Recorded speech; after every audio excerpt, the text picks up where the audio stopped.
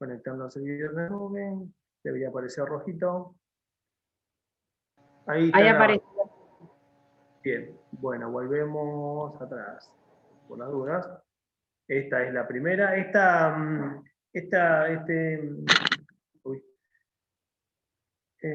Power ya está cargado, lo cargué en la tarde.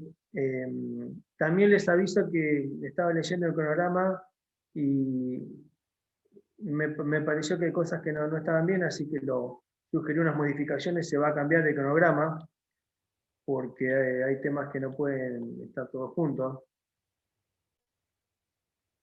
Sí, lo vamos a ver al final, porque nos pidieron que avancemos el titular nos pidió que avancemos con los temas de ahora y después quedamos en terminar personas jurídicas. Sí. Y como les decía, el cronograma después lo pueden ver y va a tener algunas modificaciones para que sea más parejo en cuanto a los temas y los horarios y el alcance.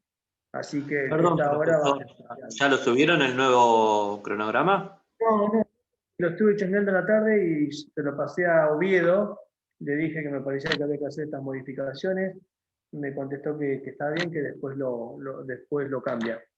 Pero en principio esto de acá el martes ya estaría, el martes va a ser la clase que iba a ser y el miércoles también se cambia para más adelante.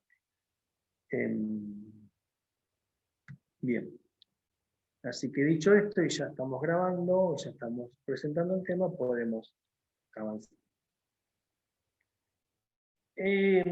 Acá, cuando comienza el tema con esto, dice ausencia de definición legal.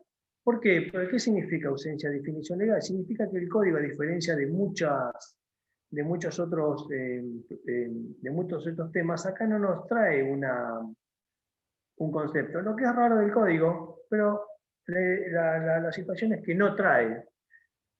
Entonces nosotros, si tenemos que comenzar diciendo qué debemos entender por patrimonio, les dejo lo que es la vieja definición de Vélez, y que es muy difícil. Entonces, si uno está charlando acá y comienza y le preguntan, bueno, a veces hábleme de patrimonio, empecemos diciéndome qué es el patrimonio. Y bueno, el patrimonio es esto, es el conjunto de bienes de una persona. Conjunto de bienes que están, digamos, básicamente compuesto por bienes reales, personales e intelectuales, y también sabemos que los bienes de una persona se pueden dividir, como vieron ayer, bienes, cosas, derechos, obligaciones. Las obligaciones no son parte del patrimonio, sino que lo graban, pero se entiende o se charla así. Entonces, saber que el patrimonio incluye derechos personales, reales e intelectuales. Como no hay una definición, nosotros dejamos esta y esa estaría bien. Ustedes deberían haber avanzado, o ayer estuvieron charlando sobre estos artículos, que es el artículo 15 y 16, que habla de los bienes, de los bienes que integran el patrimonio, y después, en el artículo 16, hace esta diferencia de bienes y cosas, y dice que son aplicables a las anarquías y fuerzas naturales. Bueno, tema que vieron ayer. Si les surge alguna duda, me pueden preguntar. Pero ya partiendo, sepamos que hablamos de derechos personales, hablamos de derechos reales, que vamos a ver cada uno ahora cuando hacemos derechos intelectuales, pero a la vez también no olvidarnos que el patrimonio de uno está formado por cosas y está formado por bienes. Esos bienes después pueden ser bienes reales, personales, intelectuales, y esas cosas pueden ser cosas reales o cosas personales. Pero es una clasificación diferente. Pero todo ese conjunto del artículo 15 y el artículo 16, más después clasificarlos en derechos personales, reales o intelectuales, es lo que hace al patrimonio de la persona. Entonces, si decimos, ¿qué es el patrimonio? Bueno, el patrimonio es el conjunto de bienes de una persona, y después no debemos olvidar, si ustedes están exponiendo, que tenemos que incluir a esto lo que se habla en el artículo 15 y 16, y seguramente vendrá la pregunta, defíname o diferéncieme lo que son bienes y qué son cosas. Bien, porque por algo dice bienes y cosas, lo probable es que se le pueda preguntar diferencia bienes y cosas. Ahora bien, como ya sabemos que el patrimonio es el conjunto de bienes de una persona, a la vez viene este principio general. Este principio general que me dice que es la garantía común de los acreedores, siendo esta la función principal del patrimonio.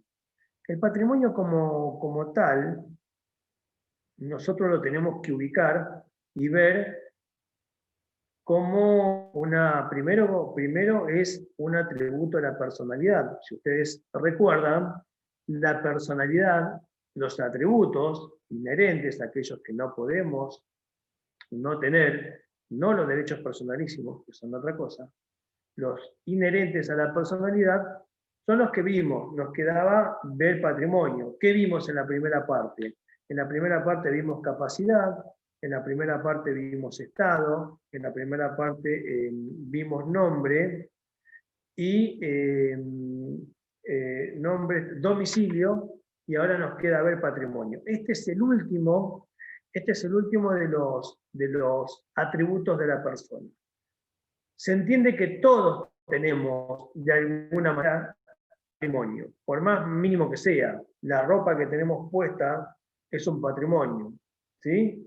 Es un patrimonio. Por eso dicen, bueno, una persona que está, por ejemplo, no sé, en situación de calle y que no tiene dinero encima, que no tiene valores. Sí, bueno, el patrimonio de esa persona es lo que tiene. ¿Sí? Cosas, ropa tiene, y alguna documentación y algunas cuestiones, capaz que tenga algunos derechos, capaz que sea heredero y todavía la herencia no se repartió o lo han dejado afuera y está luchando por eso. Tal vez es una persona que está a la espera de todo un juicio. Bueno, esos son derechos personales o creditorios o crediticios.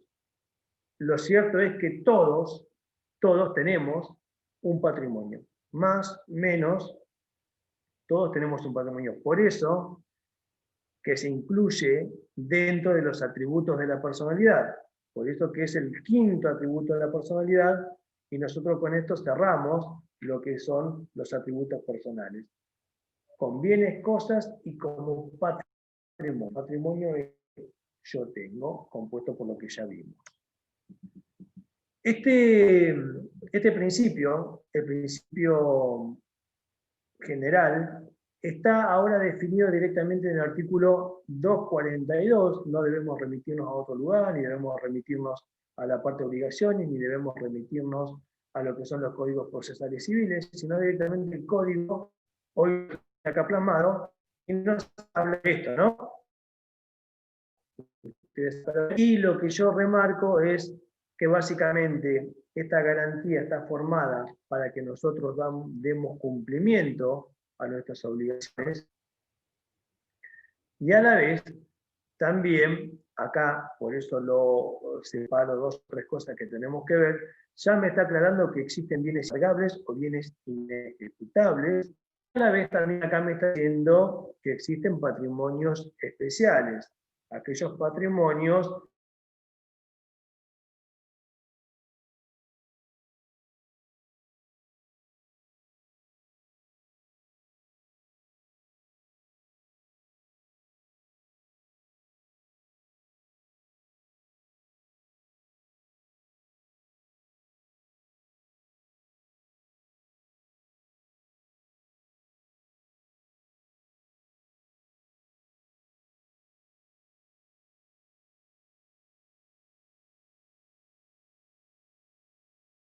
Profe, está silenciado.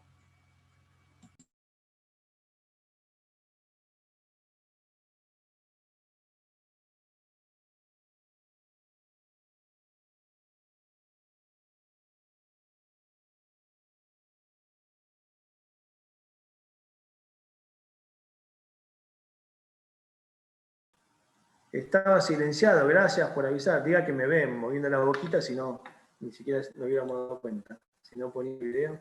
Bien, gracias. Ahora sí, les decía que tenemos esto, ¿no? Esto, ¿qué es? Y yo me tomé el laburito de subrayar estas cuestiones, que tienen que comenzar a ser vivos, y decir, bueno, capaz que esto haya que saberlo, ¿no? Entonces, esa es la idea de cada vez que yo remarco o cada vez que pongo en otro color es apunten a esto. Yo, para no aburrir y para no repetir lo que dice un libro, sino que charlemos con un esquema básicamente sencillo, yo hago power de 10, ¿sí? Hago power de 10, 12, como mucho diapositivas. Entenderán que ahí no va a aparecer todo lo que es el tema. Por lo tanto, lo que hago es, con estas cuestiones, diciendo, bueno, abran el power, vayan al material, y aquello que está subrayado, y aquello que está de alguna manera diferenciado, bueno, apunten, ¿sí? Vamos a avanzar. Pero cuando mañana preguntemos, yo después digo, pero eso está en el power, porque van a ser mis palabras. Y eso lo charlamos, y eso lo dijimos, y eso se dio en clase, y en un power de 10 hojas está explicado, y usted ahora no me lo puede contestar. Les adelanto que básicamente es así, porque, digamos, no son extensos, y básicamente son una guía de estudio. Ahí más o menos yo me doy cuenta si el tema está conocido, o no está conocido, o está visto. Así que, por eso, que cuando hablamos de cumplimiento de obligaciones, inembargables, inejecutables y patrimonios especiales, traten de, cada una de estas cositas, saber de qué estamos hablando. 242. Entonces acá vemos que si no hacemos frente a las obligaciones, nos hemos expuesto a que me embarguen, nos hemos expuesto a que me ejecuten, y como vemos acá, el juez ya está haciendo sentencia de remate.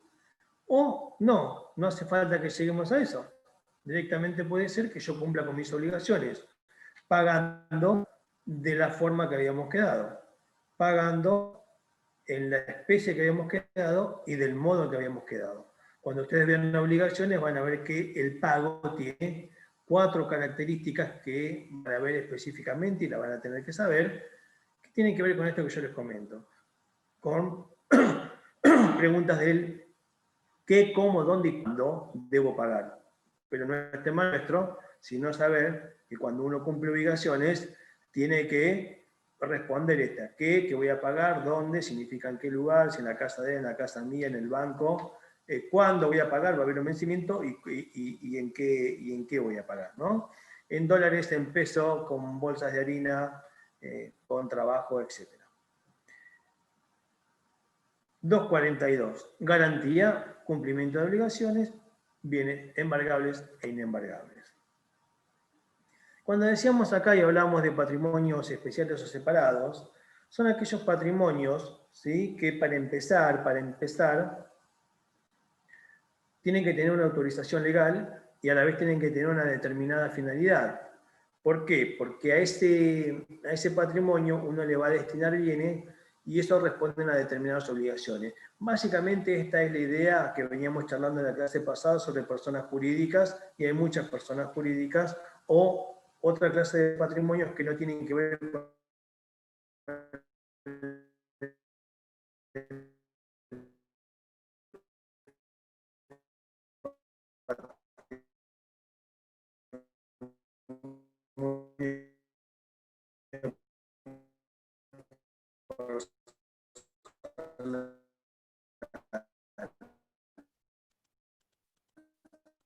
¿Se acuerdan que dije, fuimos personas jurídicas?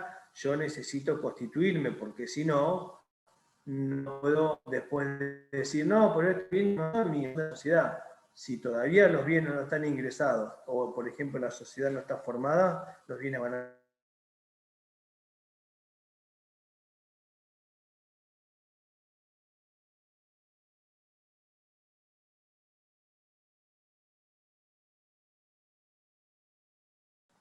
Volvimos. Hoy está bravo, la semana pasada zafamos, hoy está fulero el tema. A ver si los pongo por acá al costado, porque ya me estoy viendo yo, no me interesa verme, ya me veo. A ver ahí. Bien. ¿Se escucha, no? ¿Alguno que mueva la cara, haga algo? ¿Se está escuchando? Bien. Bueno, ahora sí, ahora se está escuchando. Perfecto. Ya se cortó 2 veces, vaya a saber cómo viene el tema. A ver si no hay ninguno. Bien. Bueno, bueno, para atrás. Les decía que, acá, les decía que Acá aparecen los patrimonios separados. ¿Por qué? Porque no va a poder ser prenda común de los acreedores. Entonces van a aparecer algunos ejemplos.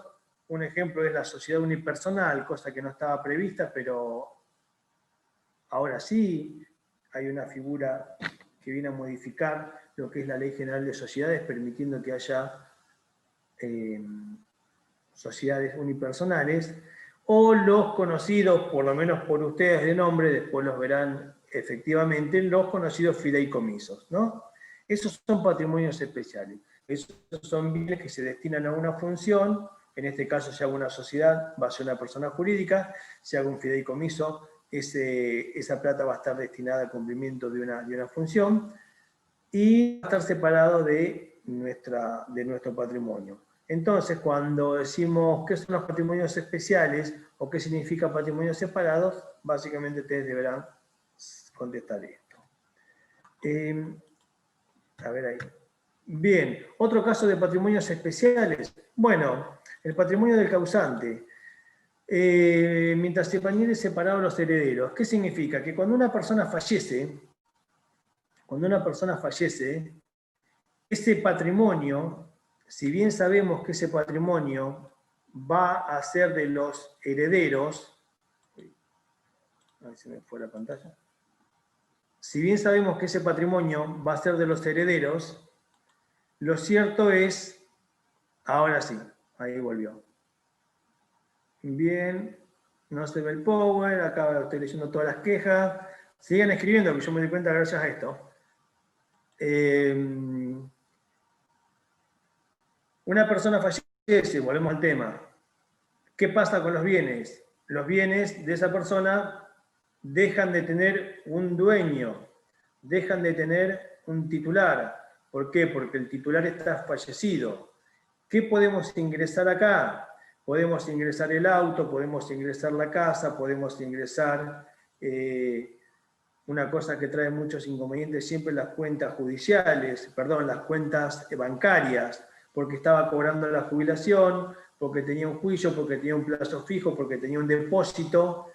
Cuando la persona no está, cuando la persona dejó de existir, en términos legales, ese patrimonio no tiene dueño, por lo tanto, hasta ese momento no es de nadie salvo del que falleció. ¿Qué significa? Que si bien va a seguir formando parte de la garantía, porque los acreedores, por más que una persona fallezca, tiene derecho a cobrarse con los bienes, lo cierto es que nadie va a poder disponer de esos bienes hasta tanto un juez determine quiénes son los herederos. Cuando se determina quiénes son los herederos, eso se hace en un juicio sucesorio. Se dividen los bienes y los bienes ahí sí ya pasan a ser parte de los herederos. Por lo tanto, pasan a formar parte de su patrimonio y vienen a sumarse a los que ya tenían. Pero mientras tanto, es un patrimonio que está ahí, que no podemos decir que es de nadie, porque realmente no podemos decir que es de nadie, porque si yo lo quiero vender no voy a poder, si yo quiero hacer un contrato sobre él no voy a poder, si yo voy y digo, hola, soy el hijo de mi papá que falleció el otro día, ¿me das la plata que tiene en el depósito bancario? Me van a sacar, me van a sacar. Va a decir, señor, retírese, no moleste. Vaya y asesórese, lo mismo que me van a decir. No, yo quería ver si podía retirar los dólares que mi papá... Nada, esto por ahora no es de nadie. ¿Sí? Es de los... Doctor, una vez que se inicia el proceso, ahí sí ya no los acreedores dejan de poder atacar ese patrimonio, o con la sentencia del juez. No, el patrimonio siempre va a poder ser atacado por más que después pase a su nombre. ¿Por qué? Porque las deudas se pagan con el patrimonio de la persona. Ahora bien, lo que se pregunta siempre es lo siguiente: ¿qué heredo yo? ¿Heredo bienes y deudas o heredo bienes? Uno hereda el bien, ¿sí? Y uno hereda los bienes y también hereda las deudas. Pero hereda las deudas con este límite, que es que uno, como heredero, no es, digamos, deudor de el acreedor del fallecido. Yo le debo plata a alguien que, por ejemplo, mi familiar debía, pero en el caso de que haya que pagar, porque hay que pagar, salvo que haya un seguro de vida en el medio, el límite que te da la justicia es el siguiente. Dice que van a responder, otra vez se va a cortar, ¿no? Dice que van a responder, esto lo van a ver en derecho de familia, nosotros vamos a responder con esos bienes, no vamos a responder con los nuestros, ¿sí? Ahora, después tenemos que decidir qué hacemos con esos bienes. Le doy un ejemplo, sencillo para que se entienda. Resulta que fallece una persona y venía pagando un plan de auto, ¿bien? Venía pagando un plan de auto. Y iba pagando la cuota 24 y le quedan, son 84, ¿no? Le quedan 60 cuotas. Y los herederos dicen, yo tengo auto, a mí no me interesa, yo no pienso pagar 60 cuotas más. Ahí hay que ver qué se hace. Muchas veces se trabaja ahora con seguros de vida, pero esto no era tan común y a veces no hay seguros de vida, mucho más cuando estamos hablando, no con estos planes de ahorro, sino con ya un contrato con una concesionaria, pues el seguro de vida no está en el medio. Lo propio es que ese bien, para empezar, por eso vamos a ver cuando avancemos acciones, ese bien nace ya embargado, porque cuando vos debes el bien queda prendado. Para los bienes muebles se llama prenda, para los bienes inmuebles se llama embargo. ¿Bien? Entonces, vos comprás un auto prendado. Yo que recibo un auto todavía debe 60 cuotas. Tengo que decidir qué hacer. Entonces, lo que puede pasar es que yo me presente, hable con la concesionaria y le diga, no quiero el auto. Bien, puede hacer un arreglo. ¿Por qué? Porque como lo tiene prendado, vos no lo vas a poder vender ni hacer demasiado, ya te lo pueden sacar judicialmente, vos no vas a poder avanzar y tampoco lo vas a poder poner a tu nombre. ¿Por qué? Porque todo lo figura a nombre del fallecido. Por lo tanto, es un bien que queda ahí. O te podés presentar y decir, mire, voy a seguir pagando, estos somos los herederos, quiero que después lo escriba a mi nombre. ¿Bien? Lo que no va a poder pasar es que si yo me atraso con 10 cuotas, con 15, vengan y me quieran embargar a mí, por ejemplo, mi sueldo, o me quieran embargar mi casa. Vos le tenés que decir, no, acá está bien, tome, suyo. ¿Por qué? Porque la persona que falleció, la persona que no está más, responde con los bienes que dejó. Nada más. ¿Sí? Entonces, la respuesta es, yo recibo todo, recibo bienes, pero también recibo deuda. Ahora, ¿hasta dónde la deuda? Los bienes que dejó. ¿Sí? Ese es el límite que la ley me da para los bienes que recibo. O sea que si En ese el bien no momento, cubre la deuda, ¿cómo? si el bien no ¿Cómo? cubre la deuda, bueno, queda ahí. O sea, el bien cubre hasta donde puede la deuda. Si hubiera El intereses o bien, algo más, claro, no claro. Lo que pasa es que también por lo no hace sentido. general, no hay, es muy difícil que vos puedas. Nadie te va a dar mucha plata si vos no tenés garantías. Nadie te va a dar un auto mayor del valor del que vos puedas o que ellos después puedan recuperar. Si vas a un banco te van a 500 requisitos para sacar un préstamo hipotecario y te vas a salir con la hipoteca encima. Si no pagaste, ejecuto y me quedo con el bien y la plata la perdiste. En el mejor de los casos, siempre es muy difícil que pierdan porque el bien, por lo general, por eso que salen prendados, o en el caso de sale la casa hipotecada. Entonces, si no veremos acciones contra el patrimonio, que es lo que sigue, aparece consecuencia. Perdón. Bien, ¿y si es un pagaré, doctor? Después, también, nosotros vimos en su momento, no escuché, No, si es un documento, no lo un escuché. pagaré. Ahí lo escribo, ¿eh?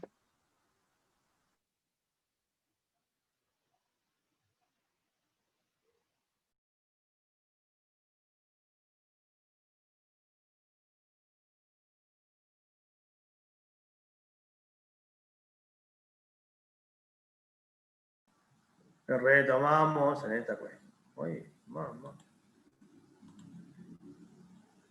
Un documento me decía, por ejemplo. Un pagaré. Un pagaré. Un pagaré. No, bueno, el pagaré no, el pagaré está complicado. Si a vos te firmaron un pagaré y no tenés garantías, estás complicado, pero un pagaré es un título ejecutivo. O sea, se podrá cobrar con los bienes que dejó.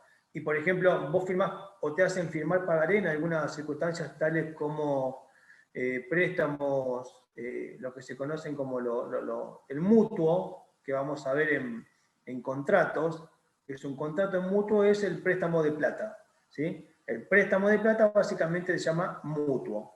La palabra que es técnica es mutuo. En muchas circunstancias, atrás de los datos formales del mutuo, de un préstamo de plata, donde dice que yo te voy a pagar tal y tal y tal, te hacen firmar pagaré. Y esos pagarés después lo pueden utilizar para ir contra los bienes de la persona. Así que si llegó a dejar bienes, pueden ir. Si tiene cuentas bancarias o le depositaron plata, podrá cobrarse de ahí. Pero siempre con los bienes que deje la persona. Los pagarés son títulos ejecutables. ¿Sí? Si venía cobrando jubilación, que había una jubilación depositada que no cobró, o tenía plata como hacen a veces los abuelos, que van sacando un poco, ahorran un poco, ponen un poco en plazo fijo, aquel que puede, bueno, podrá cobrarse de ahí con los pagarés. ¿Sí?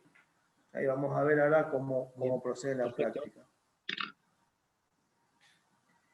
Después, el segundo caso nosotros ya lo vimos cuando vimos la presunción de fallecimiento. Sabíamos que como la persona no estaba, pero tampoco sabemos si está muerta porque no tenemos el cadáver y todas estas cuestiones que hay que ver en ese momento, volvemos a estar en una situación en la cual el patrimonio, ese patrimonio que quedó ahí, que es de esta persona que no sabemos si está o no está fallecida, queda por un tiempo inhabilitado. Uno lo puede, digamos, cuidar, uno lo puede usar de buena fe, uno puede consumir los frutos, uno puede hacer que produzca frutos si es alguna cosa que produce frutos.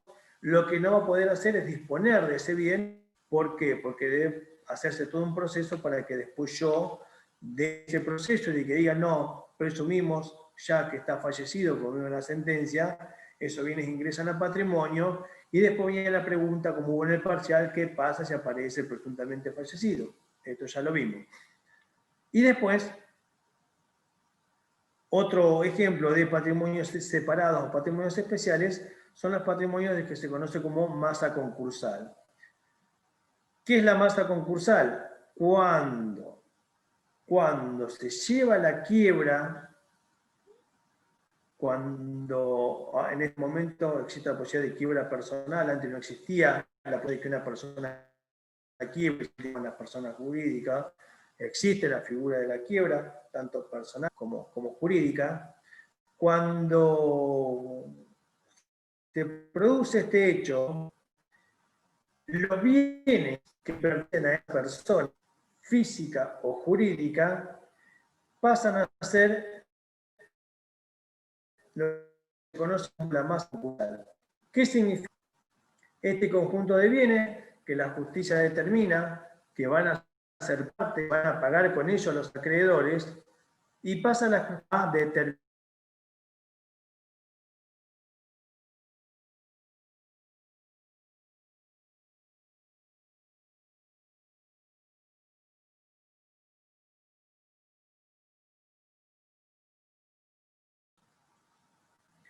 Les pregunto, ya que los tengo a mano, ¿esto les pasa siempre o nos pasa a nosotros en el Civil 1?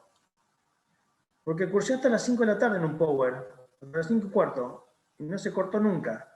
O sea, porque No, culparía. no pasa.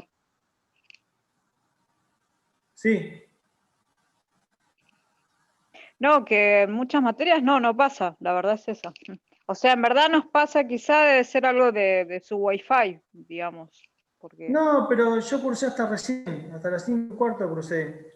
Y no se cortó y siempre me pasa, siempre le pregunto porque coincide que los miércoles yo curso antes que dar clase con ustedes y no tengo estos padecimientos. Sí. Perdón, por ejemplo, cuando usted está en pantalla, aparece abajo a la izquierda, por ejemplo, yo estoy con celular y veo la barra de estado de señal. Y cuando está Sí. blanca es porque tiene buena señal, amarilla intermedia y roja es porque tiene poca. Y por momentos está en amarilla y roja, o sea, es como que está muy intermitente. Ahora está en blanco, por ejemplo, tiene buena señal. Ahora vamos. Bueno, voy a sacar. A ver acá. Vamos a sacar el video para que me dé un poquito más de. Me dé un poquito más de como hacíamos antes, a ver si por ahí suma. Hay un tema también Bueno, cuando uno escucha, cuando uno está ¿cómo? como oyente, no, que hay un tema, digo, técnico que me enteré hace poco, que cuando uno toma la clase, recibís una serie de datos y cuando tenés que vos dar la clase, hay más tráfico de datos. Entonces por ahí, cuando vos tomás la clase o estás cursando algo, no, tenés la clase no se Ah, te corta, y cuando tiene usted da lógica. la clase, hay un tráfico de datos mayor. Entonces ahí se satura un Tiene poco. lógica, es científico el Sí, tema, está bien. me explicaron esta semana, que también tuve problemas Bueno, con casa. sí, entonces, bueno, entonces le voy a echar la culpa a mi. Y bueno, me quejo y no me da mucha bolilla. Me dice, a ver, aprieta acá, ya está todo listo, No, te no, dice un tipo de allá, no hay muchas opciones. uno de centroamericano, no sé, pero que toca, sí, ya está, ya lo reseteamos, tiene que andar bien, anda bien, 3 minutos. Ah, y compartir 2 pantalla, dice una minutos compañera, y también mire todo lo que vamos aprendiendo.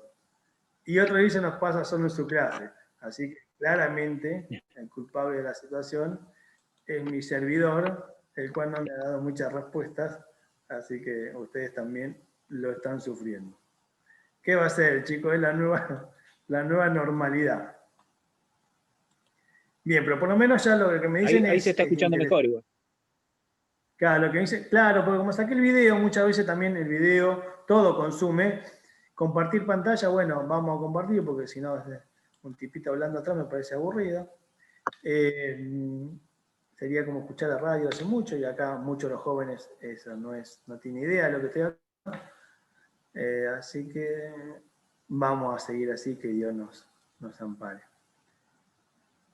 Bien, había terminado con la masa concursal y decía que la masa concursal es ese conjunto de bienes que cuando una persona quiebra, queda a disposición de lo que la justicia determine. ¿Por qué? Porque son bienes que están inhibidos y la justicia es la que a partir de ese momento va a determinar qué hace con esos bienes.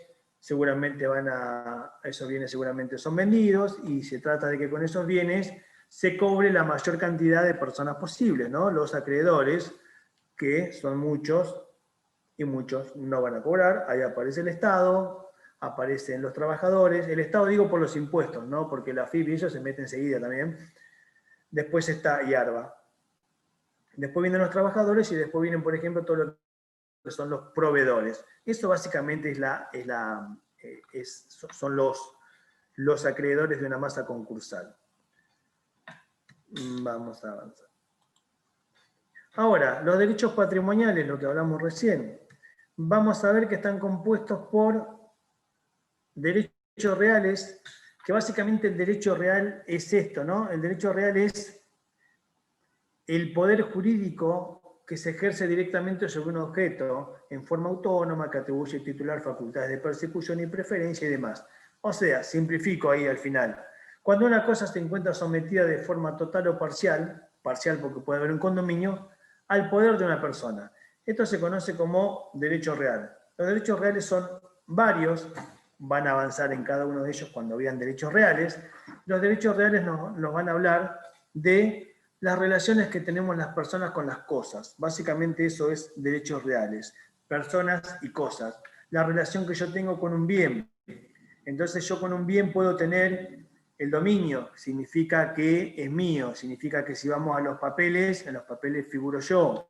Puedo tener un condominio, puedo tener un usufructo, significa que lo puedo usar hasta tanto ya haya dispuesto, o un usufructo vitalicio, hasta cuando me muera.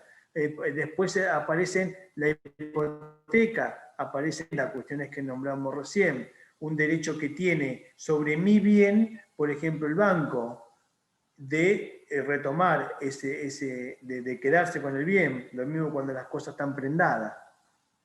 Esos son todos los derechos reales. Los derechos reales son las relaciones que tienen las personas con las cosas. Y van a avanzar y van a ver cómo se forman los derechos reales y la diferencia que siempre trae muchas complejidades con la posesión, por ejemplo, que nada que ver a un derecho real. Pero van a comenzar por posesión. Y después tenemos los elementos, los derechos personales, que básicamente, y por eso lo pongo acá en rojo, es saber, no se van a poner a ver obligaciones, que son un montón, es saber que los derechos personales están formados por las obligaciones, básicamente.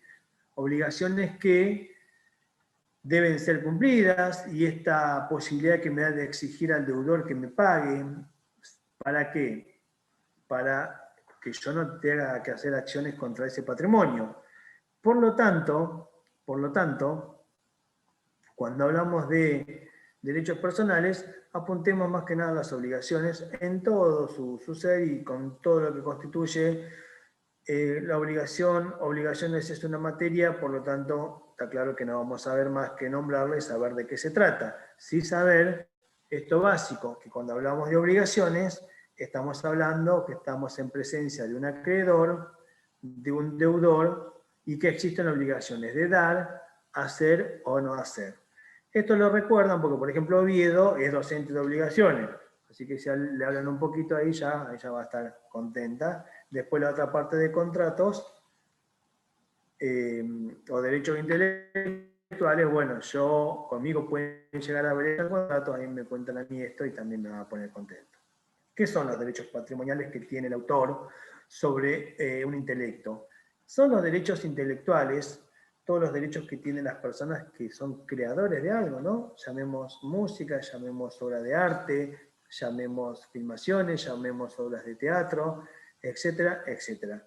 Esto es el derecho de poder disponerlo y usarlo, que es diferente a otro derecho de propiedad, que después ustedes lo van a ver, que tienen que ver con todo lo que son las patentes y registros, que esos apuntan más a yo me dedico a hacer esto, tengo derecho para hacer esta gaseosa, y con esta fórmula, y ustedes no la pueden hacer. Bien, pero eso es otra cuestión. También claramente forma parte del patrimonio, pero eso es una cuestión más comercial. Dentro de lo que nos toca a nosotros, vamos a decir derechos reales, derechos personales y derechos intelectuales. Si yo escribo un libro, eso es lo que nos pasa a nosotros y que nos sigue pasando, pero la verdad que como la tecnología nos pasa por encima a todos, y acá lamentablemente les pasa por encima a los autores, o les viene pasando por encima a los autores hace muchísimo tiempo, uno mínimamente, porque los alumnos por ahí te preguntan, pero no está el libro de Rivera para bajar, y yo les digo, búsquenlo, tiene que andar por ahí. Nosotros no podemos como universidad, y sabiendo que existen derechos intelectuales sobre esas obras, decirles sí, bájalo de acá les paso el link, porque nos puede generar, y está claro, nos puede generar un problema. Si nosotros podemos usar lo que está dando vueltas por ahí, en lo que son las revistas jurídicas, que son o en los que son los blogs, que son, hay una página que es del Código Civil, básicamente, todo lo que es la jurisprudencia, todo lo que dice la Corte, todo lo que son los fallos, todo lo que son las noticias periodísticas, todo esto que es, digamos, y que está publicado, que alguien ya lo subió y lo cargó, eso lo podemos usar. Ahora no podemos cargar nosotros material pasando por encima de los derechos intelectuales. Por eso que siempre decimos, chicos, por ahí debe andar, y ustedes sabrán mejor que yo cómo llegar. Pero, ¿por qué? Porque, bueno, es un derecho patrimonial que tiene el autor de una creación de su intelecto, y lo está usando para un beneficio personal. O sea, yo trabajé mucho tiempo en este libro, espero venderlo para que me vaya bien. Es básicamente eso. Tienen un vencimiento, ¿no? ¿Puede ser? ¿Que tenga un vencimiento ese derecho patrimonial? Sí. Me parece.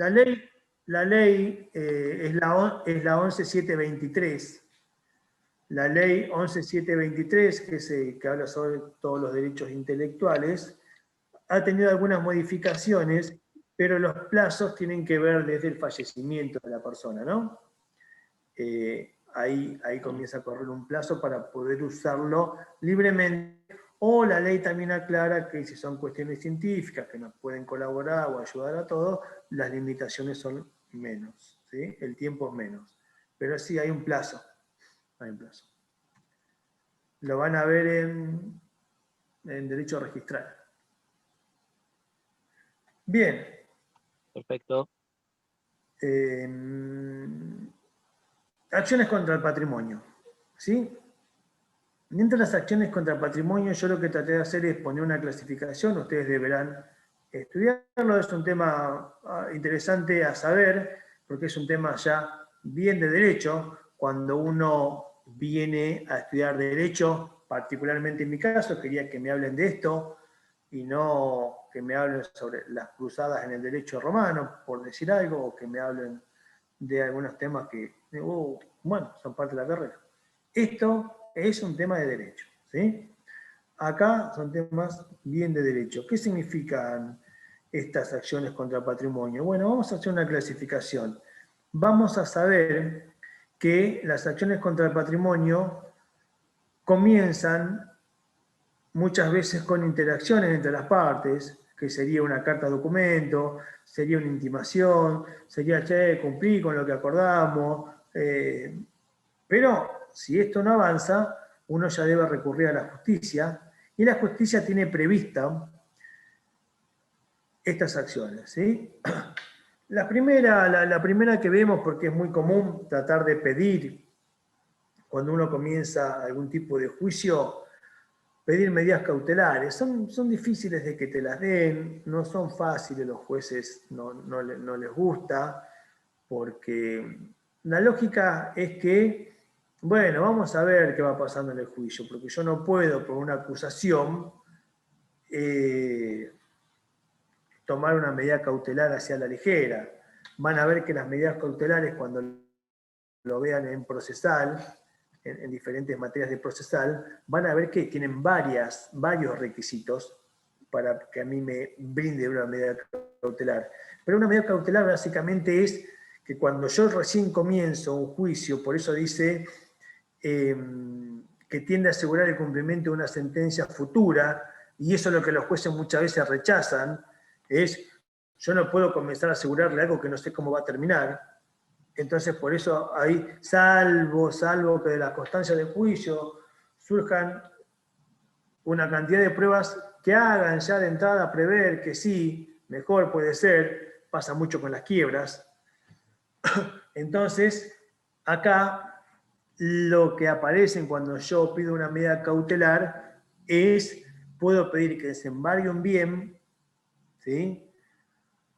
Porque, pensemos, una persona que no paga los alimentos al hijo, pero tiene bienes, y yo identifico que tiene estos bienes. Entonces, si la persona, hasta que un juicio se decida, la persona puede vender el bien 58 veces, pero 1500 veces puede vender el bien. ¿Qué bien? El bien que justamente es prenda común de los acreedores. Y en este caso, ¿quién es un acreedor? El alimentado. El alimentado es un acreedor del alimentado cumplió. Entonces yo puedo pedir un embargo. ¿Por qué? Porque mire que hasta que decidamos, el muchacho lo vendió 20 veces, al auto, a la casa, al departamento, lo que tenga. Entonces, para que esto proceda, para que esto avance, es necesario tener, digamos, acreditadas algunas cuestiones. Si no, no procede. Pero si el juez entiende que sí es verdad, si nosotros, hasta que lo llamamos, hasta que lo citamos, hasta que viene una audiencia de conciliación, hasta que me dice que no me debe tanto, que en realidad es menos, y que bla, y cuando se la ve jodida, el abogado le dice, che, si tenés cosas encima, vendela ya. Cuando llegamos a la sentencia nos cobramos con nada. ¿Bien? Otras figuras que también tienen que ver con la inhibición, la inhibición general de bienes, significa que se pide un informe de qué bienes tenés y te inhiben todos. La prohibición de innovar significa no tocar los bienes que están y dejar todo así como está hasta tanto la justicia se expida. Y la anotación en litis, entre otras, que es dejar asentado en algunos lugares que hay cuestiones judiciales que resolver. Por lo tanto, si yo voy a comprar una casa y cuando pido informe de dominio hay una anotación de juicio que me dice que estamos en un proceso de juicio en tal juzgado, Yo al tipo que me está vendiendo le digo, pero ¿y esto de qué se trata? Y me voy a fijar, ahí veré si quiero meterme o no en eso. Ya la anotación de litis hace que el bien sea mucho más difícil, por ejemplo, de vender, porque nadie se quiere comprar problemas. Estas son algunas de las medidas cautelares. Ajá. Después, aparecen las medidas ejecutivas.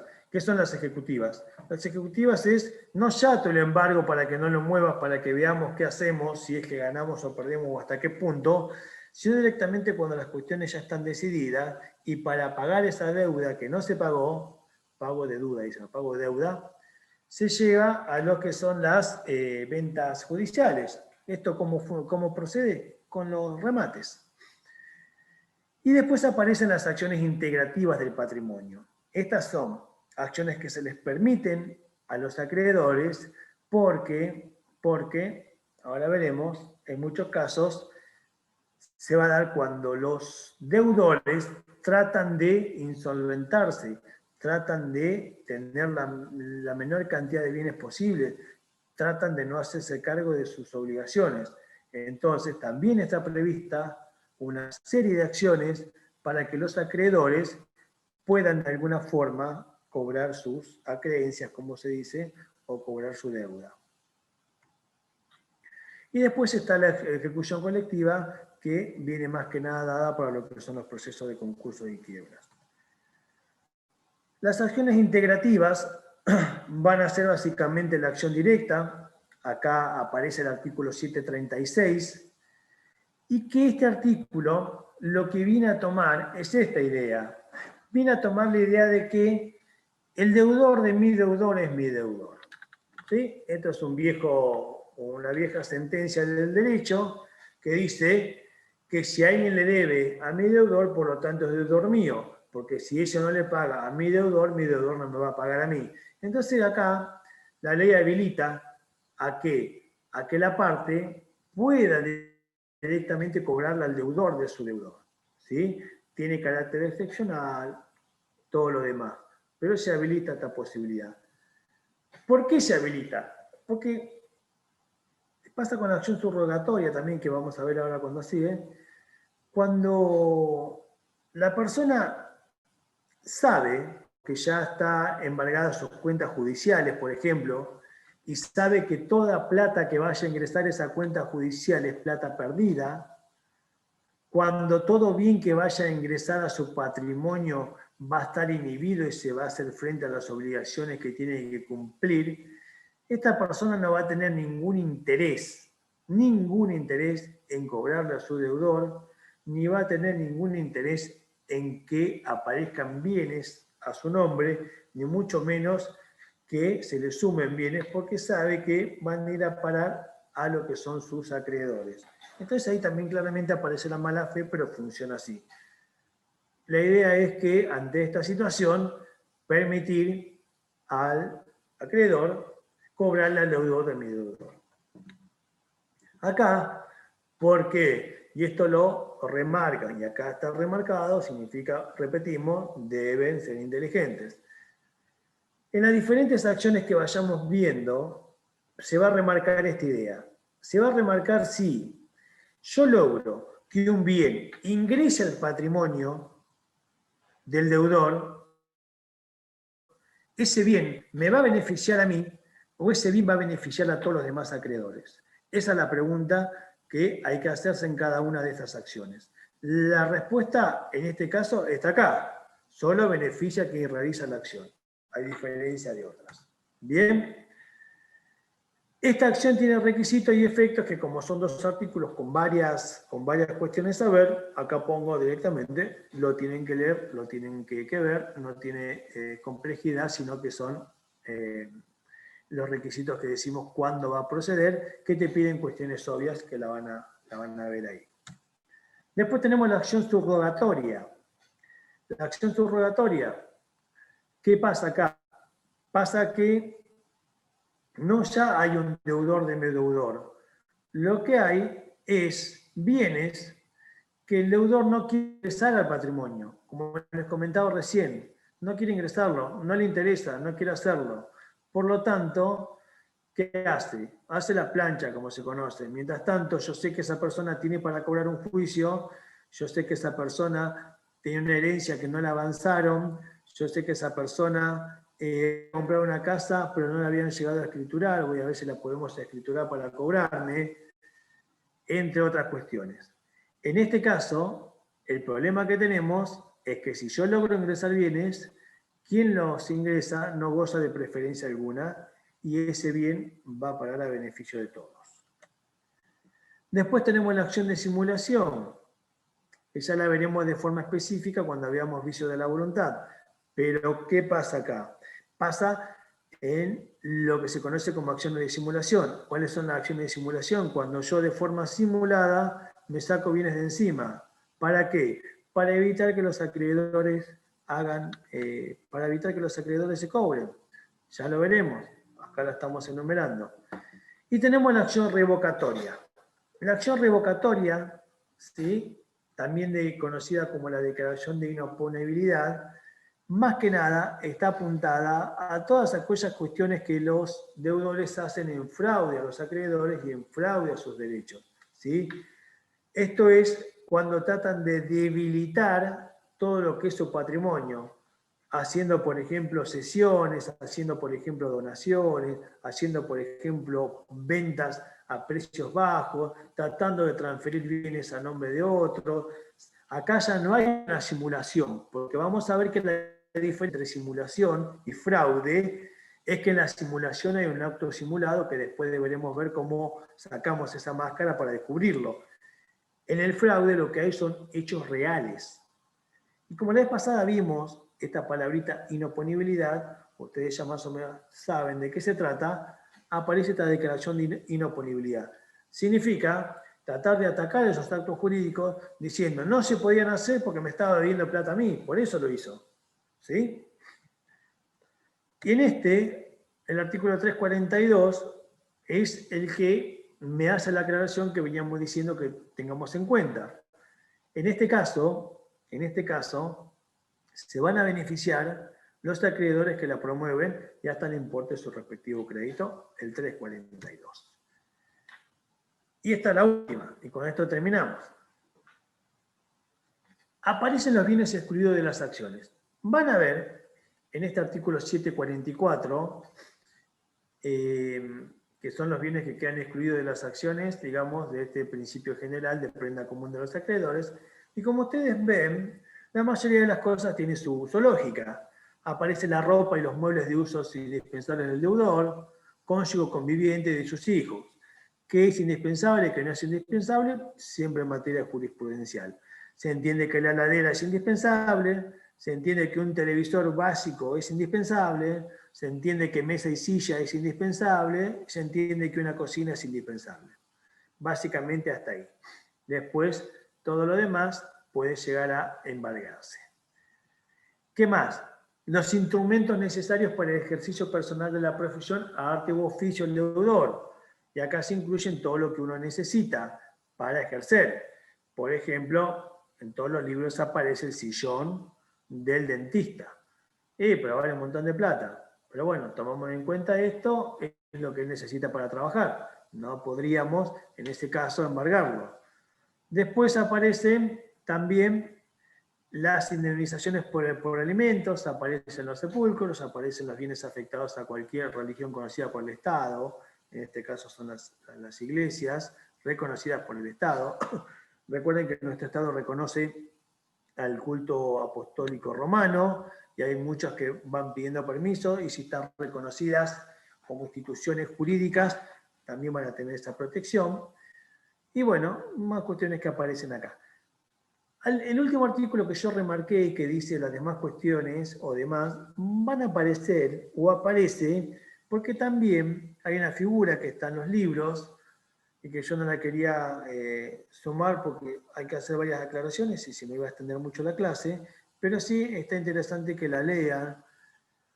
Se vuelve a ver de forma específica cómo se constituye, cómo se forma y todas esas pequeñas cositas que dice el libro se vuelve a ver en derechos reales, pero acá lo que aparece en esta última parte que yo subrayo es lo que conocemos como vivienda en el sentido de el famoso caso de la vivienda para uso familiar o el bien de familia, ¿sí?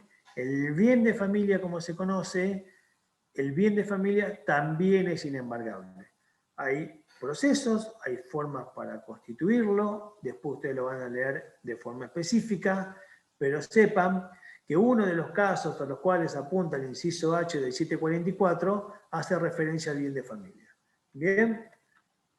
Así que bueno, a los tumbos y con los tips que me fueron pasando los compañeros pudimos terminar. Nada más por mi lado. Perfecto. Así que bueno. Esto es lo de chicos, cualquier cosa, estoy acá. Me preguntan, y si no, nos vamos despidiendo hasta el próximo encuentro. Dice un compañero, Francisco, dígame Francisco. Habilite el micrófono si quiere o escriba por acá, como le parezca mejor.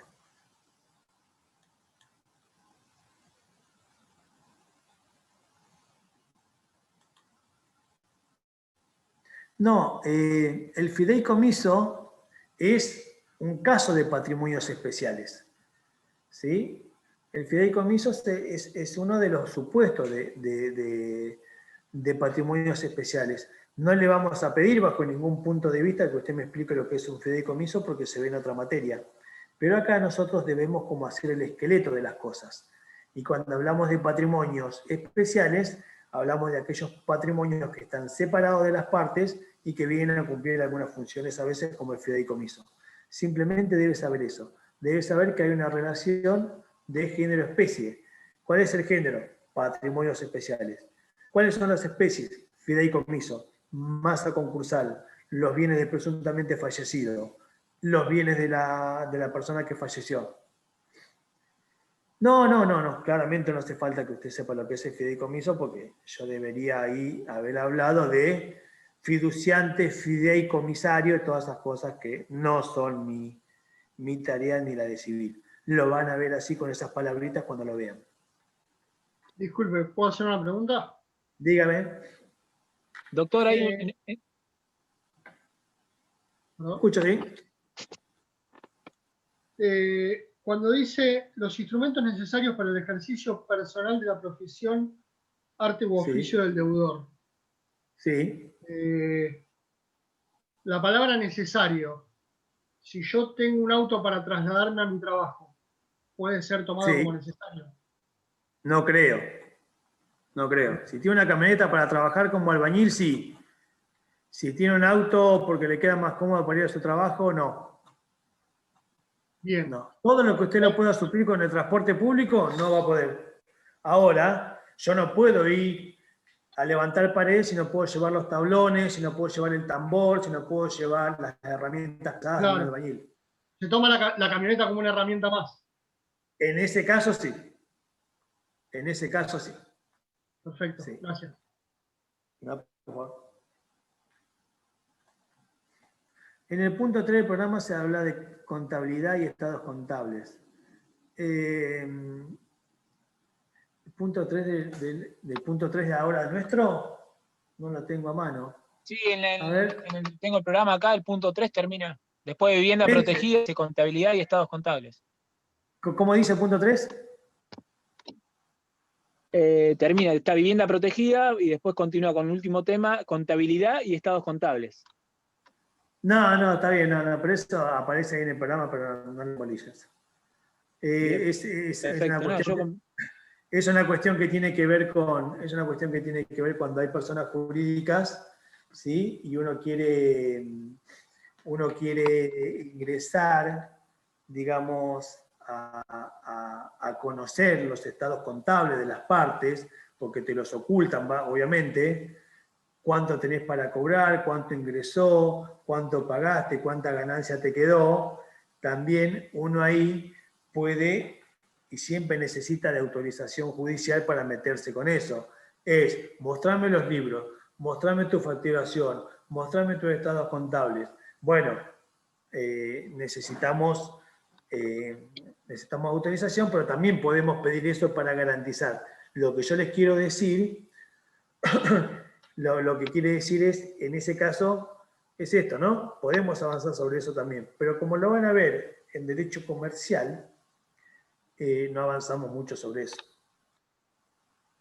Pero se pide, en el derecho, digamos, en el derecho laboral, aparece mucho esta idea de los estados contables y la contabilidad. De hecho, hay periciales que son específicas de esto, ¿no? Y se usa mucho en el derecho, claro, se usa mucho en las periciales contables, como dice la compañera, en lo que son las,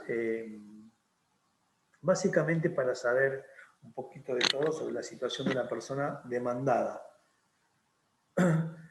Y te aplican el apercibimiento, sí. Que muchas veces las personas prefieren que lo apliquen antes que bajar las cartas, porque la sanción tampoco es tanta.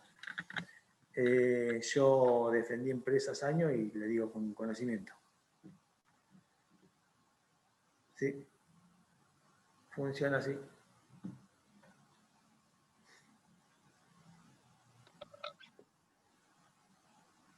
Bueno, buenas tardes, Doc. Nos vemos en la próxima clase. Bueno, nos vemos la próxima. Que anden bien, chao.